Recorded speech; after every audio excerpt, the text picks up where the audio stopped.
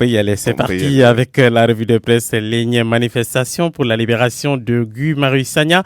Nyolank a remis ça hier et la grande originalité hier, c'est l'itinéraire choisi. Les marcheurs ont tenu à faire coucou à leur champion détenu à la maison du camp pénal, procession plutôt devant cette prison. Les confrères apprécient, selon Sud Quotidien, Nyolank assiège le camp pénal pour le quotidien Nyolank camp au camp pénal. Nyolank mobilise pour Guy Marius Sagna. La police bunkérise le camp pénal, constate la tribune. La manifestation pacifique qui devait emprunter l'itinéraire de l'échangeur de la foire de Dakar au rond-point Liberté 6 a marqué un temps d'arrêt à la devanture de la prison. Les manifestants scandés à tue-tête libérés aigus. La lutte semble dorénavant orientée vers la libération de l'activiste, écrit Sud Quotidien. Le collectif invite Macky Sall à déposer les armes, relève de son côté le quotidien, lequel confrère note que les marcheurs ont ont crié plutôt le ras-le-bol et invité le président Macky Sall à ne pas vendanger la démocratie sénégalaise. La démocratie sénégalaise, justement, avec l'équation du troisième mandat. Maître El Diouf montre la porte à Macky Sall. Le leader du PTP estime que le leader de la paire ne fera pas plus de 2 mandats. 2024 va être le terminus débat sur le troisième mandat. Maître Diouf met Macky hors jeu, écrit d'ailleurs Sud Quotidien. Maître Diouf demande au président de faire attention à son entourage.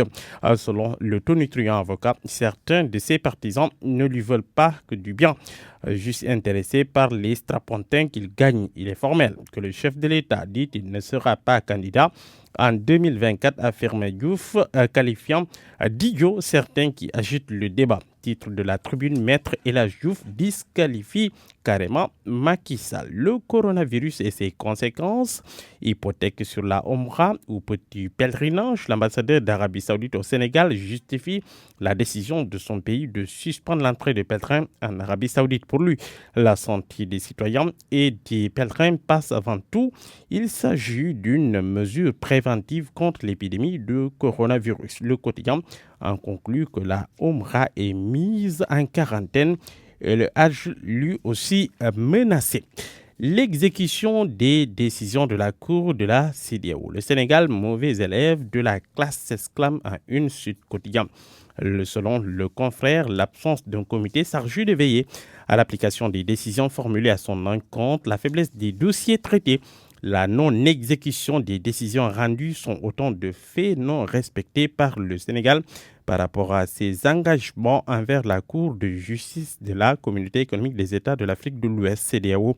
En conférence de presse hier, vendredi, au terme d'une mission de sensibilisation de plusieurs jours sur les objectifs de la dite Cour, le vice-président de la juridiction est revenu sur la question et il pense que le Sénégal n'a pas fait beaucoup d'efforts à ce niveau. Nous parlons sport. À la une du stade quotidien, Liga 26e journée, Real Barça, c'est un classico décisif.